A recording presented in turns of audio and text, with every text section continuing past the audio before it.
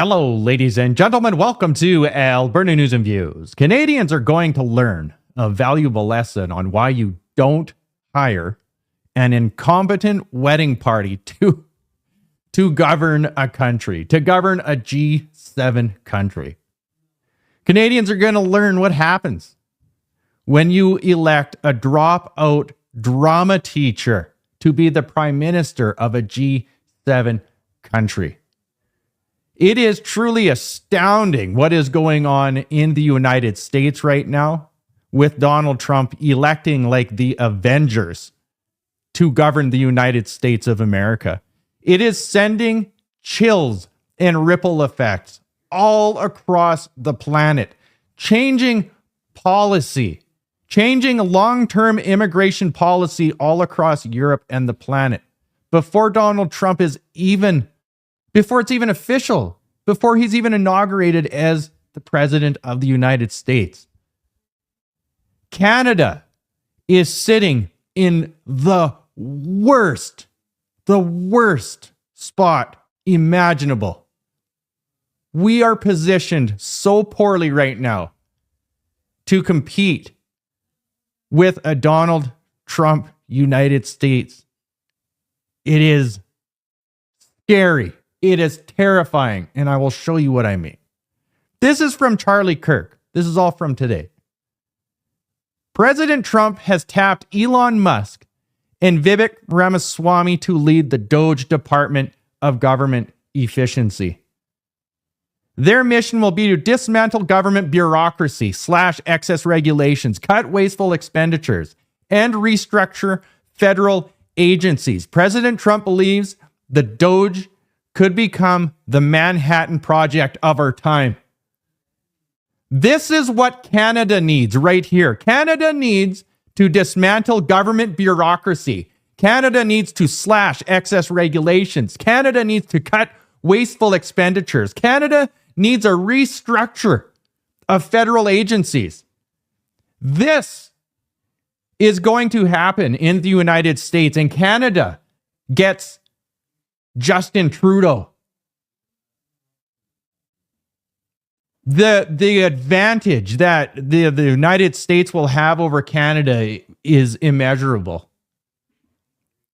Elon Musk says this will send shockwaves through the system and anyone involved in government waste, which is a lot of people. This is what I am talking about.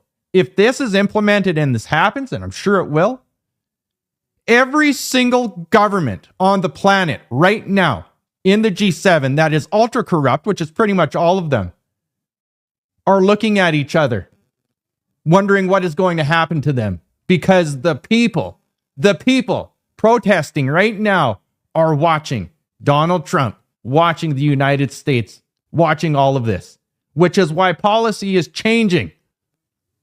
The first thing, immigration policies are changing globally because of stuff like this coming out on X for the whole world to see. Their time is up. All corrupt governments' time is up. The DOGE will provide advice and guidance from outside the government. Congratulations to Elon Musk and Vivek Ramaswamy. And I don't care what your ego thinks of Elon Musk. He is the richest man on the planet that we know of. He is brilliant. He is smart. He is very smart. And he is heading this with Vivek Ramaswamy, who is also very intelligent. Elon Musk's toe jam is more intelligent than what we have in all of government, in all of our Liberal NDP government in Canada right now. It is astounding. Continuing on. Donald Trump nominates South Dakota Governor Kristi Noem to run the Department of Homeland Security. He is building the Avengers of government. And Canada has the most corrupt government in history. Randy Boissonnault, he is a pretendian. They are all laundering money, these Liberal NDPers. I'm speechless. It is unreal. So because of all of this, because of what is going on in the United States, the projection for Canada is terrible. It is so bad that carbon tax Mark Carney moved Brookfield, the investment firm, from Canada to the United States. Every single liberal NDP businessman and all of these liberal bazillionaires that are in Canada right now, they're all hypocrites. They're all moving their business to the United States because of their taxes that they just voted in the liberal government with Justin Trudeau. They are hypocrites.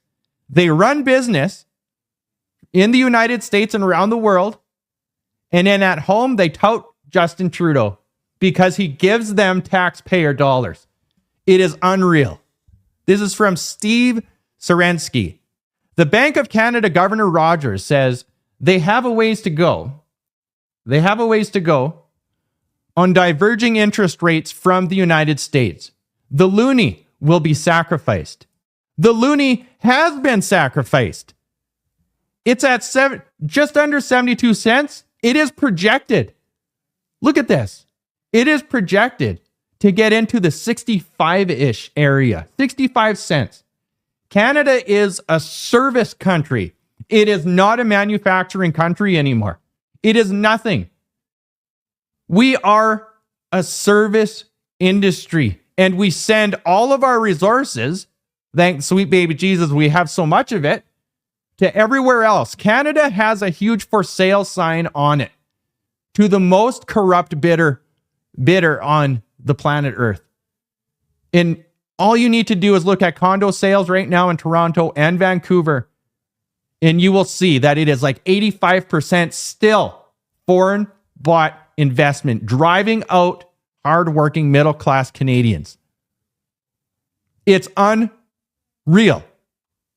Listen to this.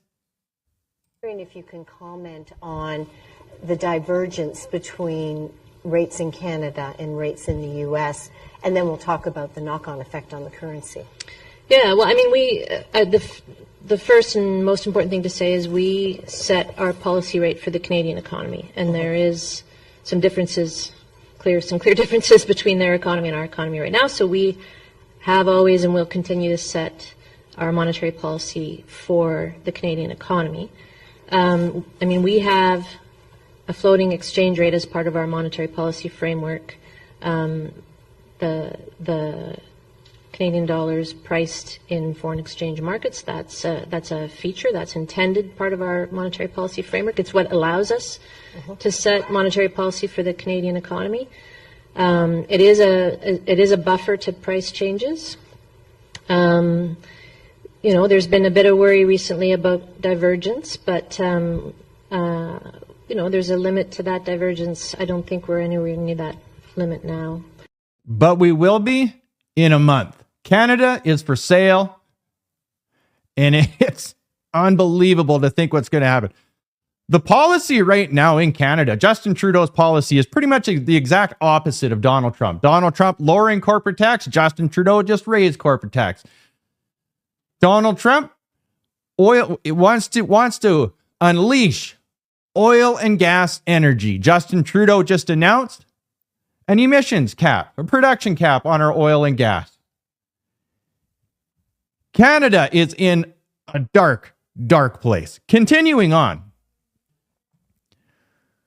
CFIB has just learned government plans to tax the long-delayed $2.5 billion carbon tax rebate for small business. Seriously. So Donald Trump is no taxes on tips, no taxes on overtime, and is still talking about getting rid of federal income tax. I believe it's 9 United States don't have a federal income tax. And now we are just learning, if this is true, I haven't confirmed it yet, that the $2.5 billion carbon tax, the carbon tax for small business is going to get taxed again before it gets given back to small business. The reason why there are so much taxes in Canada right now is because there's so many people not working and pulling from the system. Our quality of life is in decline. Our standard of living is in constant decline because our social programs are being drained.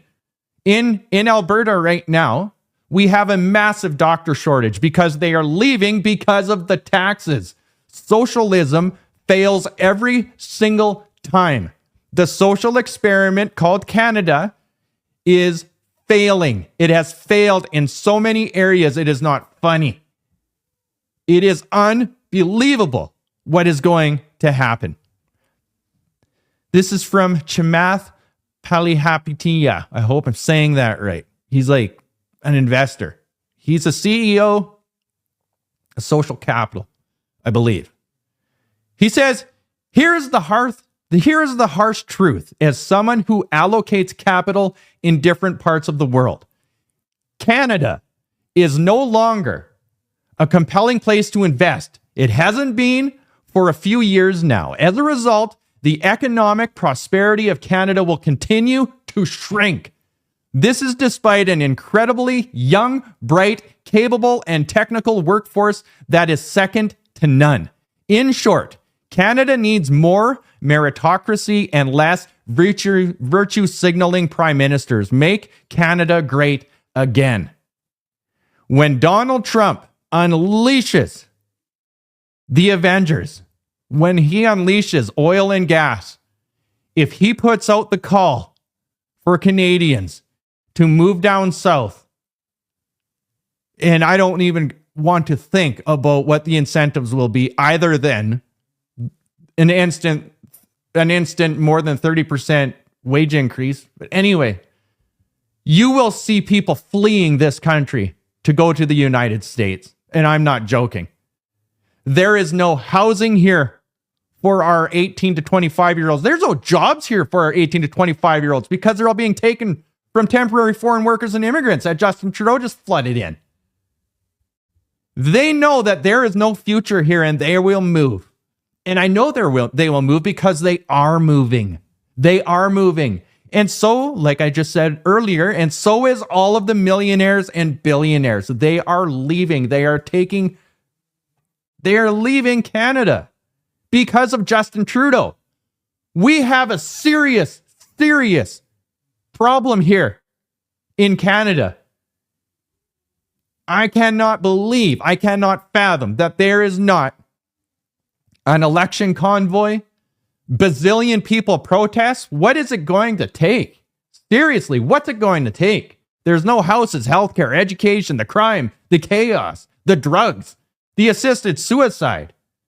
Not to mention the countless scandals that this Liberal NDP government is pushing right now. It is unreal. Justin Trudeau was questioned about a Trump presidency. Just watch this, if you can. Next question. Hi, Thomas Hill from Bloomberg. Just another one on the US election. What kind of impact do you anticipate on investment in Canada if the US begins aggressively cutting taxes, corporate taxes, like it's indicated it will? Is there a risk of investment moving south of the border? Canada has always focused on being competitive in terms of an investment climate versus the United States. That's why one of the things we've done over the past years is bring in new programs to draw in investment, and it has worked. So the world is taking notice of what Canada's putting on the table. It's why we're leading in electric vehicle battery manufacturing, why we're drawing in so many innovative companies from around the world interested in, yes, our resources, whether it's critical minerals or rare earth elements or energy, or whether they're interested in our AI and quantum computing.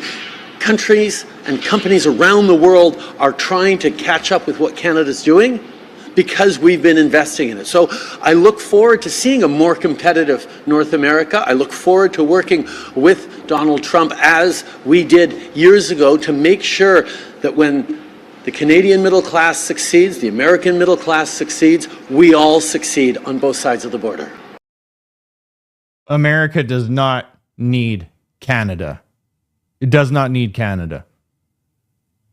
They called Donald Trump a Nazi.